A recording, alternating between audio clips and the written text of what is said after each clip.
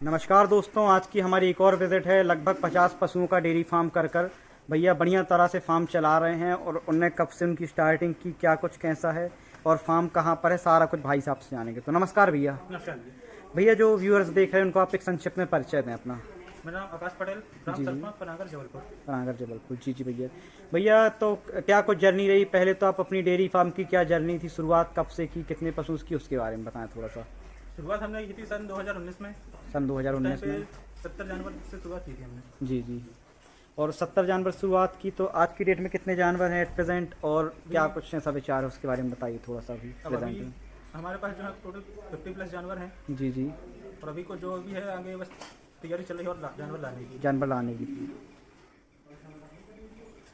जानवर लाने की मतलब अभी तैयारी चल रही थोड़ा सा है। त्यौहार है, त्यौहार के बाद में ही। त्यौहार के बाद मतलब विचार हैं आगे का, है ना भैया।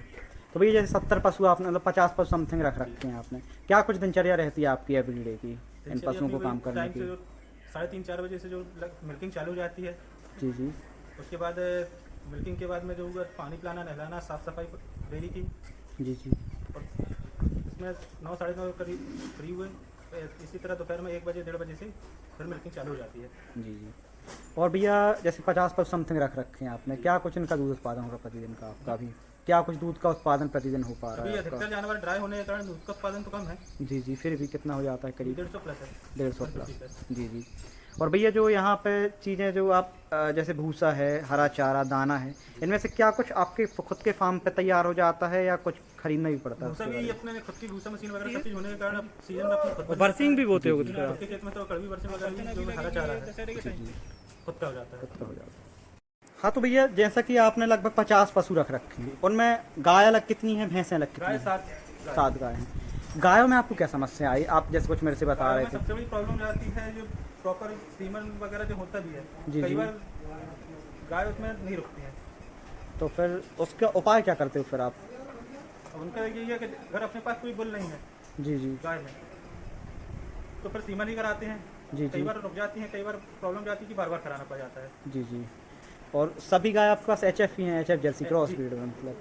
तो लेकिन एक चीज़ ये भी तो प्लस पॉइंट रहता है भैया कि ये गाय लॉन्ग टाइम तक दूध भी देती रहती है, क्या ठीक है ना ये पॉइंट बढ़िया, है ना गायों भैया। में है कि अगर गाभन नहीं है जानवर तो वो लंबे टाइम तक दूध देता है। और भैंस भैंसों में एक टाइम के बाद वो दूध देना बंद कर देती है दूध देना अगर बंद कर गाभन नहीं देती है तो। जी जी।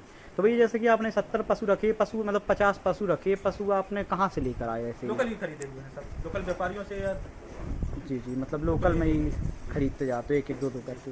तो भैया जैसे कि आपने जो गाय रखी हैं और भैंसें रखी हैं, भविष्य आपका क्या है, गायों को आगे बढ़ाना है या भैंसों को आगे बढ़ाना है लेकर के काम। नहीं, गाय बढ़ाना है, गाय को भी है, लेकिन ये है कि अगर जितनी भी डिमांड आती है गाय के दूध की उस हिसाब से अपन गाय का पालन करते हैं।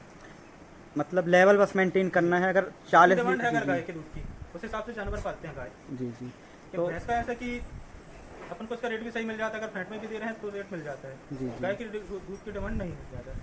मतलब कहने का मतलब आपका ये है कि अगर गाय का दूध अपन फैट में देते हैं तो गाय रखने का घाटा ही है हाँ, लगभग लगभग। और भैंस का दूध फैट गाय में का भी, फैट वाले भी बहुत कम लेते हैं। फैट में क्या रेट मिलता है गाय का आपको करीब। 30-35 रुपये से ज़्यादा नहीं मिल पाता है। नहीं मिल तो उसमें पाता। जिसमें हमारी लागत नहीं निकल पाती है। अच्छा भैया। तो ये मुख्य समस्या आती है गायों में, है ना। तो भैया जैसा कि मैं देख पा रहा हूँ आप ये दोनों भैंसें लग रही हैं, ये दोनों भैंस लगभग कितना कितना दूध देती हैं करीब जब ताज़ी रहती हैं तो। ताजी जानवर एक मिनिमम 12 से कम का एवरेज अपन लेके नहीं चलते हैं। जी जी। मतलब 12 लीटर ताजे में देते ही देता है ना एवरेज भैया। होना चाहिए। होना भी चाहिए। और अभी क्या ये दोनों ताज़ी हैं या फिर बाकी ताज़ी 15 भैंस दिन हैं? पहले भी आई हुई। जी जी। तो इन भैंसों को लगभग कितना दाना पड़ जाता होगा दोनों भैंसों में दोनों का समथिंग। कम 7 से 8 किलो पर डे दाना मिलेगा। पर डे दाना चल जाता है। तो ये एक चीज़ मैं देखना चाहूँगा जैसे कि एक भैंस को दूध निकालने में लगभग कितना समय लग जाता है करीब, जो क्या स्टाफ बताएगा ये बात या फिर आप एक बता जानवर का सकते दूध हैं। निकालने में जो नया जानवर है जी, 3 से जी। 4 मिनट लग ही जाते हैं। नया पुराना मतलब जैसे बाखड़ा होने ड्राई लगता जानवर है, दूध कम रहता है, है। जी जी। जल्दी भी लग जाते हैं। जी जी। और जिनमें प्रॉपर दूध है तो 4 से 5 मिनट के लगभग लग जाते हैं। 4 से 5 मिनट के लगभग लग जाते हैं। ठीक है भैया।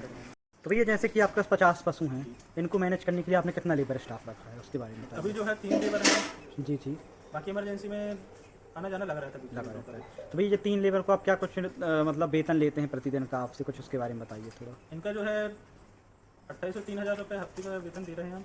जी जी। दाना लगभग उसे करते हैं उनका है 2200। 2200, मतलब ये कह सकते हैं कि 250-300 से लेके 500 रुपये 500 प्रतिदिन तक के पर डे। लेबर लगा रखे हैं आपके, है ना भैया?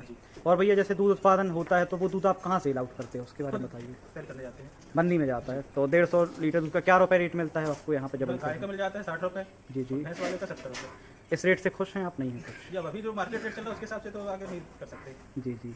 और दाने के विषय में आप एक चीज़ कह रहे थे कि अगर दूध का रेट 1 रुपये हो और दाने का रेट 4 रुपये, उसके बारे में कुछ बताइए, क्या कह रहे थे आप? कहना यही कि जैसे कि कोई भी डेयरी वाला अगर दूध का रेट 1 रुपये बढ़ाता है जी जी तो उसके लिए गवर्नमेंट उसको मना करती है। जी जी। लेकिन वही अगर कोई भी व्यापारी या फीड कंपनियाँ, फीड कंपनियाँ जी जी, उसका 10 रुपये भी बढ़ाते हैं, वहाँ पे गवर्नमेंट कुछ नहीं मिल पाती है। मतलब सबसे बड़ी प्रॉब्लम वहाँ जा रही है। जी जी, उसमें अंकुश नहीं लगाती उसमें मतलब कुछ नहीं कर पा रहा है। गवर्नमेंट। क्वेश्चन मेरा रहेगा कि अगर बच्चों को कोई डेयरी फार्मर तैयार करना चाहता है तो बच्चों को तैयार करने में क्या कुछ फ़ायदा रहता है, घाटा रहता है या नहीं रहता? थोड़ा सा टाइम लगता है, वहाँ के बच्चों को तैयार करने में फ़ायदा तो बहुत है। आपने किए फार्म पे बच्चे तैयार तो रिजल्ट अच्छा मिलता है? रिजल्ट अच्छा मिला है।